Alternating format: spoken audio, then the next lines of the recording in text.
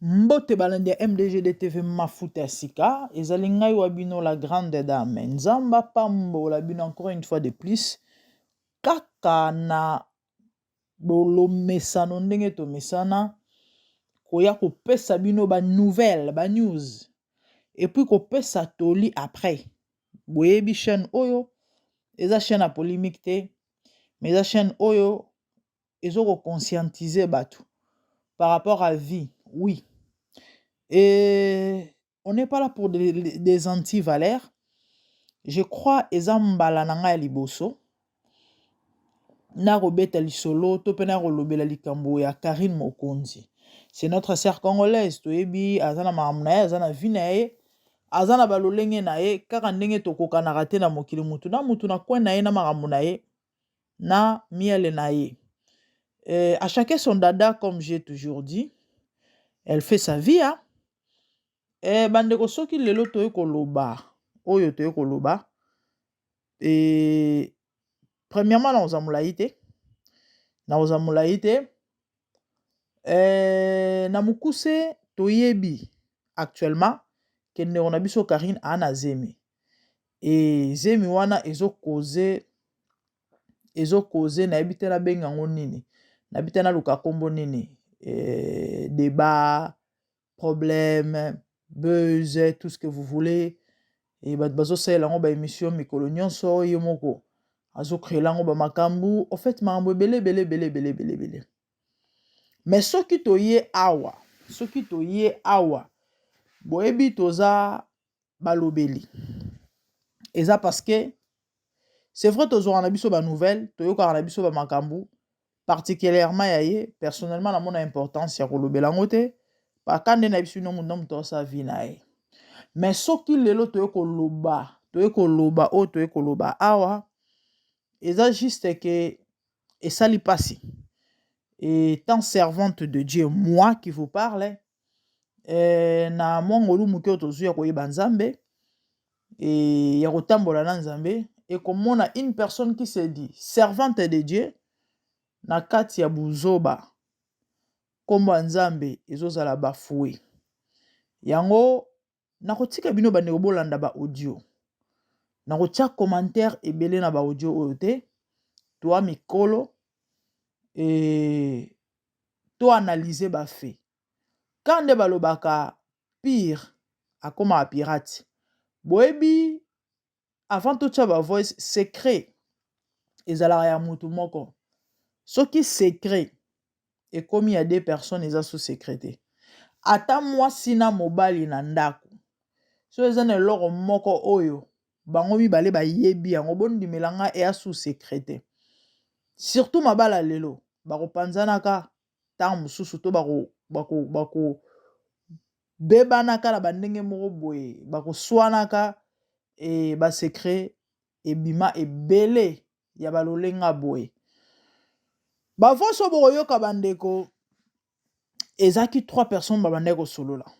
Maman Charlotte, boeza maman ya Karine, oto ebi a mosel na Nzambe aza pasteur. Soit disant de toyoka na musika personnellement. Na ebi penzate na yoka kaka aza mosel na Nzambe. Comment une servante de Dieu peut limiter Dieu? Ako limiter Nzambe, akeno kota na ba bêtise, to pe na ba bobar ya motindo ya boye. Na ebi te, elle va prêcher quoi aux autres? Nazo juger de côté. mais soki nasali ka mwa émission oyo eza pour interpeller bandeko nyonso bakotambola na kombo ya Nzambe, mais baza ko se retrouver na bamamoni te balolenga boye, y compris na ye kointerpeller bango ke tobanga Nzambe, tobanga kanda ya Nzambe. Qui sait soki eza Nzambe mutu a permettre to pas exposer bango, parce que Bible ezoloba eloko moko te kozala caché sans que bima libanda. De tout ce qui est caché et ozala révélé, c'est la parole de Dieu qui dit. Mama yo moseli na Nzambe, oyokana nusango te ya basi bakata batrompe babota ezali nayebi ke basanto Thomas baza, mais par la foi nous qui lisons la parole de Dieu tondimaka na biso nyonso yango babengaka bandimi bazoba problème te. Nous croyons que Nzambe aza illimité. Ah oui, mais mama yo motei yo moseli na Nzambe, koma okokota na kati ya makambo ata soki ongozala okoki koya koloba mabe ya mwana te to koexpose mwana te, mais kozwa part te na makambo neti ya baforme boye. Quelle honte, quelle humiliation. Oyo elobaka ewa yambo, quelle humiliation, quel gâchis. Otelema lobi liboso bato teya parce que oza pasteur. Tu diras quoi aux gens, maman? Na makambo boye bandeko esali pasi. Ba voice oyo boyoka ko vraiment na bokebi parce que ezosa makelele eza ba voice moko ba enregistrer yango na ndenge ya kuzu. C'est tout à fait normal. Donc ezaki eloko moko, si j'ai bien compris, mutu asimba ye téléphone atiango musika ou soit ezaki na poche to na sac afinika enregistrement. Vous comprenez? Ou bien na balolenge moko boye toyebi bamakambo bango ndenge ezalaka. Ouais, parce que so ezaki ba enregistrement ya propre penza elingi bima boye te ntango bazokoli bafaire croire bato keno ezalaki nango blague, ezalaki eza buzz ya bango bato basalaki yango baenregistre yango mpo bata. Non, attendez, toi mikolo nakotika bino bolanda puis vous jugez soki eza baje enregistrement oyo, soki eza baje boyoka bapropos, boyoka makambo bato bazoloba, boyoka bamasolo bazobeta. Eza bavoice ebele ya bandambu ba 1 minute, ba 1 minute et demi, ba seconde nyonso total ekonage na ba plus ou moins 12 minutes. Dezali mpenza conversation mo bato bazosolola vie na bango ndenge bavivaka, makambo na bango ndenge basalaka, babuzoba na bango nde baplanifiaka et consort. Nga problème na ngai ou encore so na yo koloba makambo ezaka mpona nde nauti koloba na bino ko-interpeller bandeko bazotambola to mpe bazomema kombo ya Yesu. O mokili moyebi keno bino boabata Nzambe tel que nous autres là, c'est vrai on n'est pas parfait, mais néanmoins tozala na mwa minimum à respect et puis ya kobanga Nzambe e osunga makasi ekosunga. Nayebi te mama Charlotte akoteya bato nini elobi na makambo ya boye toyeki na ba voice. En fait eza ebele, je vous laisse écouter. Comment est-ce que bazoloba na ndeko, comment est-ce que façon ya kovanda, balolenge na ye, attitude na ye, mwasi azemi bayebisa il faut osala attention boye moke na ndenge nino te na bosanaki. Mais natindelaki yo bato basengaki yo balettre ya babenga ngo nini échographie, natindelaki yo ya mwana na ngai yo te nakenda kochanger kombo tout ça na bosanaki so nabungisaki soki nini. Mais mutolongo il faut kotiaka mwindu bien, il faut après il faut kotiaka soki vaseline soki eloko nini. Oh silicone bandeko bokoyoka lisolo ya silicone ya shop nayebi te opeka eza baje tozala bato kande nayebisa bino selon les gens tozala bato même vous-même nayebi te. En fait maloba ezozanga ngai ezosila ngai. Les amis eza pasi tobanga Nzambe. Comment est-ce que babongisaki bakende kosomba mwana na hôpital ya Mokole, toyebi bakope ya kolesa na baéroport et consort ya bapasseport, tout ça bien que marchation ndenge ezalaka mpenza kala te, mais tout est possible esalemaka nango. c'est compliqué, hein? C'est triste et regrettable koyoka biloko aboye. Eloko mosusu ya pasi eza une multitude ya bato oyo bino bokosi bazalaka na confiance na bino. C'est compliqué, hein? Ah, c'est compliqué. Oyebi ke ere moko nga bandeko bolimbisanga naza moto ya maloba ebele mais naotika bino boyoka bavoice. De nature naza moto moko ere moko j'aime réfléchir sur les choses esalaka pasi nayebi te eyenga nzambe ta baloba moto aka moto mais comment les gens peuvent faire confiance à une telle personne ou encore nayebi te oh là là c'est compliqué. En fait naozanga même maloba nana posa naloba mais eyenga nzambe bokosi tala etulukulu ya bato bokosi bato babeteli bino maboko bongo bato bopesi espoir ke nzambe asalaka sikoyo botie baelike ya bato wana wapi parce que même nous autres là Bible lobi l'homme spirituel juge de tout.